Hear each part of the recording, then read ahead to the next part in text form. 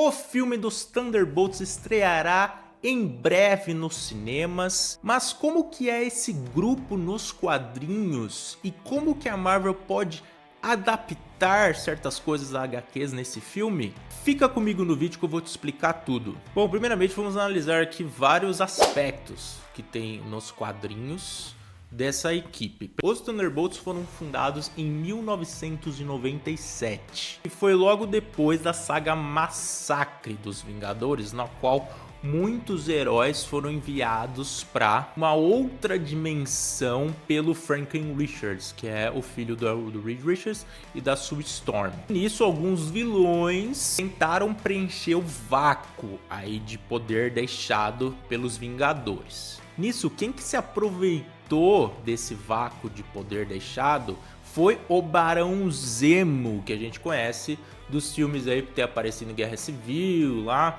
e por ter aparecido na série do Falcão e Soldado Invernal. E ele disfarçou alguns amigos vilões deles em super-heróis. E aí ele tentou conquistar a apreciação do público e ele conseguiu fazer isso. E seu plano era de dominação mundial. E a ideia dele era tentar roubar alguns dados aí sigilosos da SHIELD. Só que aí começou alguns problemas, né? Alguns integrantes dessa equipe começaram a gostar um pouco dessa vida de heroísmo, né? Já que eles estavam, né, tentando fingir um pouco que eram super-heróis, só que alguns começaram a gostar e ver que eles precisavam se redimir dessa vida de vilão que eles viviam anteriormente. E aí isso piorou, as coisas pioraram depois pro Zemo, quando os Vingadores conseguiram sair daquela dimensão compacta. Agora, outra formação importante dos Thunderbolts nos quadrinhos, tem várias formações dos Thunderbolts,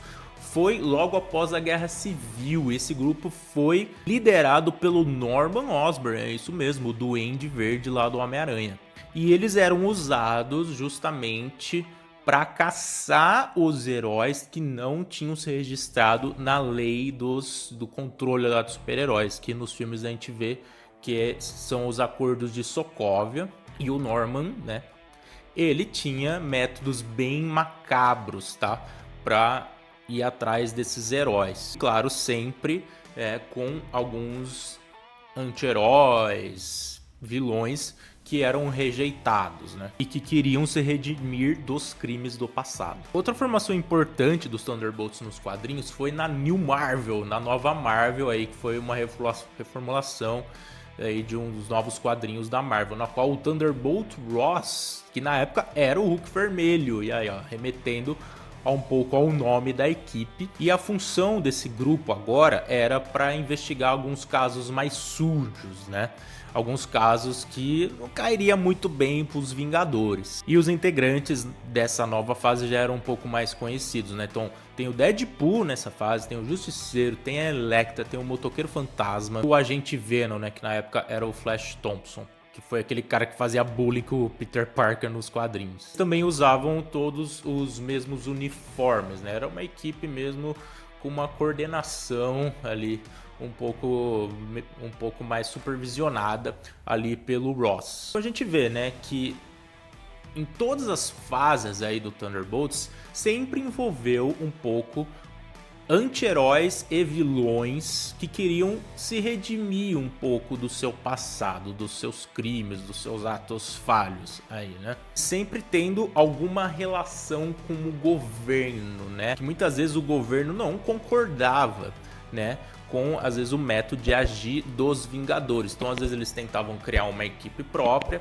às vezes uma equipe que tinha alguns métodos um pouco macabros, né, um pouco mais violentos, e que acabavam pegando às vezes alguns serviços um pouco mais sujos, né? Então, vendo toda essa história dos Thunderbolts nos quadrinhos e agora vendo a partir dos trailers que foram divulgados do filme do Thunderbolts, a gente pode notar que pode ser adaptado aí, o que eles podem aproveitar ali dos quadrinhos para o filme. Bom, a primeira coisa que isso é comentado no trailer pela Valentina, e nós vamos falar um pouco dela mais pra frente, é a questão do vácuo de poder dos Vingadores, né? Ela fala ali em um dos trailers, né, parece num júri ali, que os Vingadores não virão, né? Então isso remete muito a quando os Thunderbolts surgiram nos quadrinhos, né, pelo Barão Zemo ali.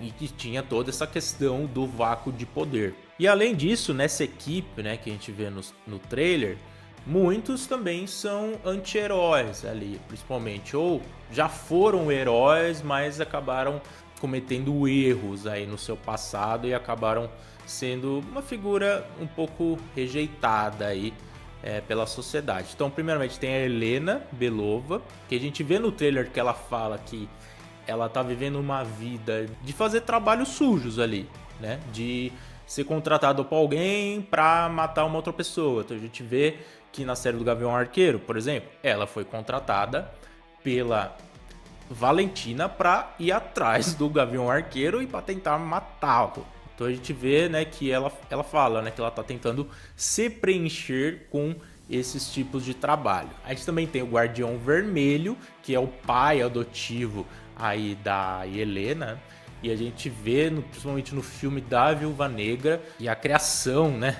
dele com as meninas, com a viúva e com a Helena, foi bem complicada, né? Ele era também um agente da Rússia, né? Ele foi uma tentativa de criação ali do Capitão América na versão russa, né? Então ele também é um cara meio rejeitado, a gente vê no trailer lá que ele tá vivendo uma vida bem... a casa dele toda bagunçada, tal. Ele fala que ele tava numa importante ligação, mas com certeza ele não tá fazendo nada, sabe? E a gente vê também em algumas falas que ele fala, né? Nossa, eu sempre quis ser um herói e tal, então isso... acho que vem muito lá da criação dele lá dos russos. O próximo personagem que tem é um agente americano. A gente vê que na série do Falcão e Soldado Invernal ele foi criado ali pelo governo para ser o novo Capitão América. Só que no meio disso ele acaba tendo um ato bem violento, né? Ele acaba matando uma pessoa lá numa missão de uma forma bem violenta. Todos gravam, né, o que ele estava fazendo. Isso passou uma imagem muito ruim, né, principalmente dos Estados Unidos, e aí o governo acabou tirando ele. Ele toma ainda, né, o soro de super soldado no meio ali das investigações ali com os apátridas, né? E eles até zoam, né, no trailer, falando que ele foi o Capitão América por 5 minutos, né? Tem uma cena dele olhando lá no celular uma matéria sobre ele, uma matéria dizendo, né, falando coisas muito boas sobre ele, né? E aí no final do Falcão e Soldado Invernal ele também é contratado pela Valentina e aí ele veste o seu uniforme clássico ali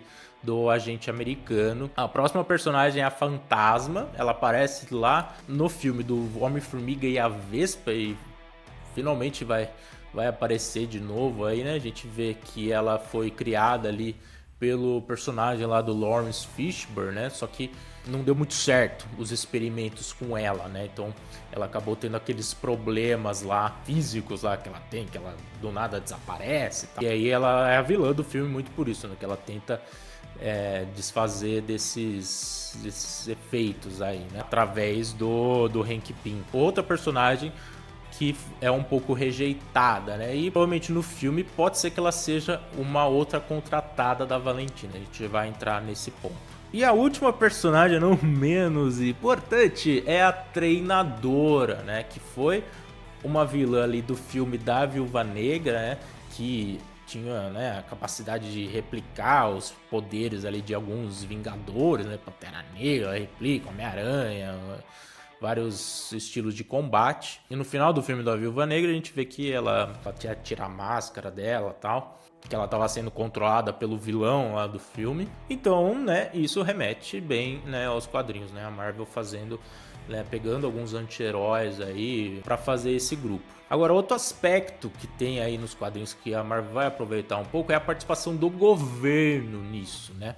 Nesse filme, muito provavelmente, a Valentina vai ser essa figura governamental, né? A gente vê que provavelmente o que vai acontecer? Ela vai chamar a Helena, a Treinadora, a Fantasma e o agente americano para uma missão, só que ela vai mandar eles individualmente, só que eles vão parar no mesmo lugar, e aí eles se encontram, a gente vê no trailer, né, que eles se encontram numa sala, eles se enfrentam Só que no meio eles percebem que eles foram enviados lá pela mesma pessoa e pra matar todos eles naquela sala. A gente vê que a sala começa a meio que esquentar ali, né? E de algum modo eles vão conseguir escapar. E aí provavelmente, né, eles vão se sentir traídos pela Valentina, né? E vão querer ter uma certa vingança com ela. E aí nisso a Helena vai atrás, provavelmente vai pedir ajuda só pro Guardião Vermelho, então provavelmente o Guardião não vai ser contratado, né, pela Valentina. Além do Buck que tá aparecendo depois aí, a gente vê, né, que no filme do Capitão América, no novo Capitão América, que ele é agora um senador lá, né? Então acredito que ele vai perceber essa sujeira aí que a Valentina tá fazendo no governo para eliminar essas pessoas.